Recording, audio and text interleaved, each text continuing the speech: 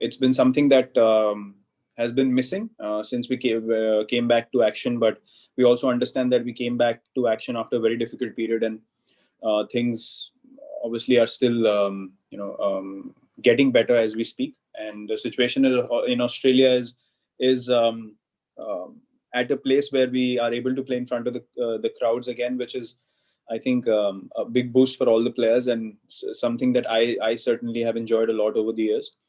Playing without crowds was a different experience, and you get back to professionalism and what you know when you step onto the field. But I think playing in front of the crowd is something that cannot be replicated otherwise, and something that, as sports people, all of us really look forward to. So yeah, we are very, very excited to get back into a stadium full of noise and full of fans. Playing cricket in Australia is one that comes with its own challenges. I think it can be a very intimidating place if you're not ready to take on a challenge mentally and with your skill as well. So it's a place that I've loved coming to over the years. The one thing about Australia is that they play hard cricket, and in every sport they're very tough. The crowd can be very tough on players traveling, and rightly so. I mean, everyone has a choice to have a home advantage, and Australia really exercises and executes that really, really well.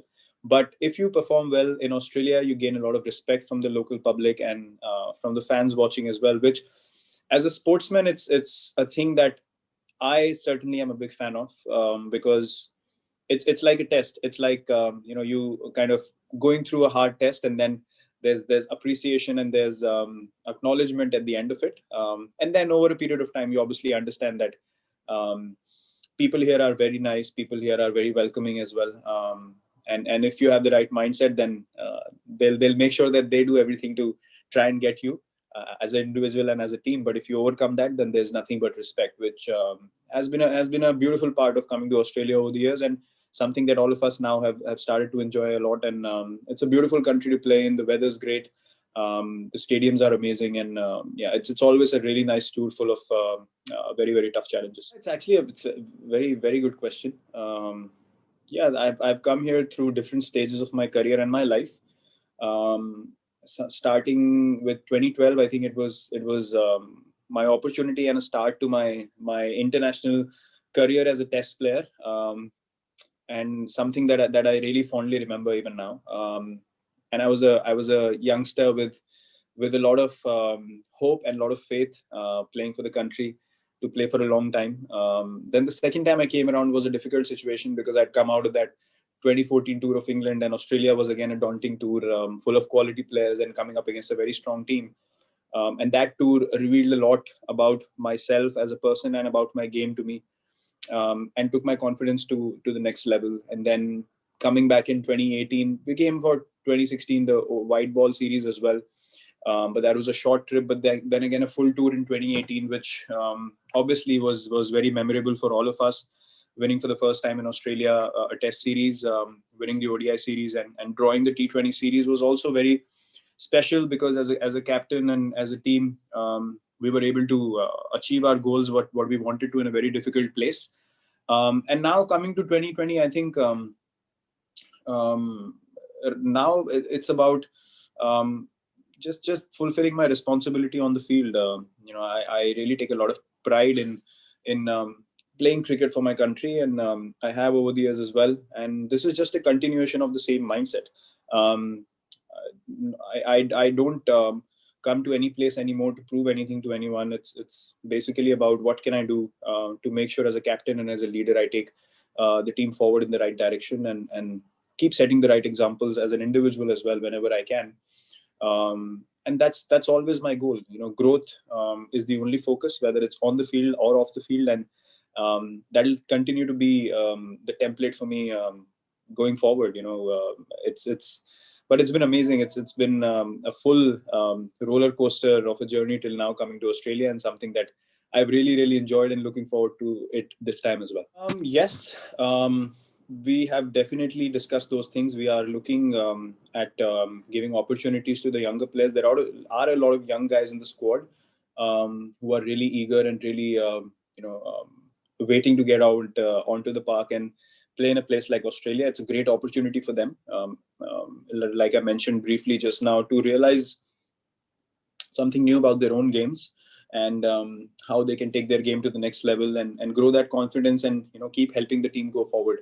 So from that point of view, yes, it's a very important series for them as individuals to grow, and for us as the management group and the captain to give them those opportunities to be able to go out there and play to the best of their abilities and play freely, and really enjoy their cricket. So yeah, we're definitely looking forward to seeing these guys on the field, and how they shape up, because they're a bunch of very, very talented guys. Of course, yes, it's a no-brainer.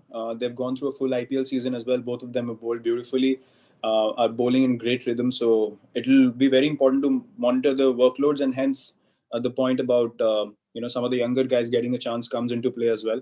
You want to see how people react in different situations, because you're up against a different situation every time you come for a India tour. You have to manage workloads. You have to look forward to the youngsters performing on the field. So there's a fine balance that you need to maintain, and something that we've been able to do very well in the last few years, and that's why our bowlers have been fit and available for the important matches most of the times for us, and something that's a very, very important factor for us going forward, and for me as a captain to know as well where the bowlers stand in terms of workloads and how their bodies are feeling. So yeah, that's going to be a crucial factor, definitely. Well, look, it's um, players go through different phases at different times. Finchie is a quality player, we all know that, and hence he was included in the RCB squad. And he continues to perform at the international level. Having said that, we played a lot against him even in the past as well. So there's nothing, there's not a drastic revelation that happens when you play with someone for 2 months. You've played against these guys for 6-7 years before that as well, and you know their strength and weaknesses, because you see them play day in day out, if not against you, but against other teams as well. So similarly for them, like someone like um, Zampa has seen me bat in the nets, so that doesn't mean that they have an extra advantage. It's basically playing together in one tournament and then going and representing our countries, which we have been doing for so many years, and playing against each other. So I don't think it does anything different in terms of figuring out strengths and weaknesses. We already have worked on those things a lot, and we played against each other a lot even before we played together in the IPL. Look, I don't think that there's any extra desperation or need to think on those lines for us as a team at all, because we have to understand the last time that we were successful here was because of a reason, and we are focusing on our process, and we are really, really strong in our mind to be able to win difficult situations and be at our best in those difficult situations, and that doesn't change. I mean, look, Australia is going to try and come at us really hard, and we expect that, and we are ready for that. We're ready for some tough cricket on the field, and something that we're looking forward to as a side. But I don't think we are attaching any more incentives or reason to motivate ourselves just because it's an opportunity to set a tone before the test series. Every series is different, and the importance of starting well is purely because you have come to foreign conditions, and you want to get confident as a team really quickly, so that you can carry it forward to the other formats. And that's something that we're really looking forward to as a side, to start strong and to do the things that we want to do as a side, and make sure that we are all feeling good mentally, and we are executing the things that we want to before we start any series, whether it's the ODI or T20 or the test series. Well, the decision was made before we had the selection meeting, and I explained the same to the selectors that I'd be flying back before the after the first test, and that was purely based on the fact that we have a quarantine period both ways. And I had explained the same to the selectors during our selection meeting. I wanted to be back home in time to be with my wife for the birth of our first child, and it's a very, very special and a very, very beautiful moment in our lives, and something that I truly want to experience. So yeah, that was the reason behind my decision, which was communicated to the selectors during the selection meeting. Someone like Saha, who also had an injury during the IPL, is here and doing his rehab with the team. So we are aware of his progress, and he's on the right path to make sure that he's fit and available in time to play the test series. And same would have been the case with Ishant and Rohit as well. It would have given them a chance to get themselves fit and be available for the start of the Test series. And right now there's so much uncertainty on whether they're going to be able to make it, if they're going to be able to make it at all or not. And it definitely would have been very helpful in them getting fit if they were here and doing the rehab, just like Saha is with the team to get fit for the Test series. Before we had the selection meeting in Dubai, we got a mail 2 days before that, which said that he's unavailable for selection. He's picked up an injury during the IPL. And it mentioned that there's a 2-week rest and rehab period, and it said that the pros and cons and the implications of the injury have been explained to him, and he understood that. So he was unavailable for selection, and that was the information we got on mail before the selection meeting. And after that, he played in the IPL, so we all thought that he's going to be on that flight to Australia, and which he wasn't. And we had no information whatsoever on the reason why he's not traveling with us. And after that, the only other information officially we have received on mail is that he's in the NC and he's been assessed, and that he'll be further assessed on 11 December. So from the time that the selection meeting happened to the IPL finishing, and now when this email came about his assessment at the NCA, there's been no information. There's been lack of clarity. And we've been playing the waiting game on this issue for a while now, which is not ideal at all.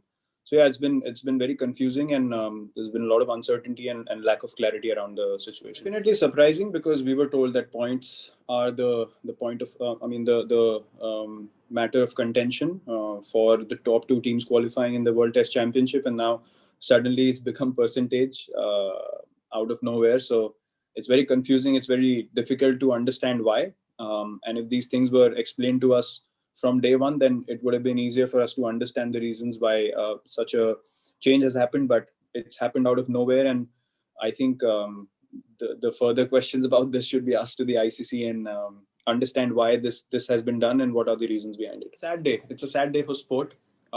It's obviously a very sad day for football, but it's a very sad day for sport in general, because we've lost a genius. We've lost someone who has inspired people across generations and across walks of life, not just sport, across many sports, and so many people in their lives as well. People are mesmerized watching him play, and that's something that only happens to a very few. And he was one of them, a pure genius with what he did. And it's a void that can't be filled, as some of the football greats have already said. And I totally agree with that. And I watched his documentary last year when we were there for the World Cup, and it was amazing to see the aura and the persona around him, and the stuff that he went through. And just the pure genius of what he did was so mesmerizing, and something that will dearly be remembered, and he'll be missed by everyone in the sport fraternity, I'm sure, and definitely the football fraternity as well.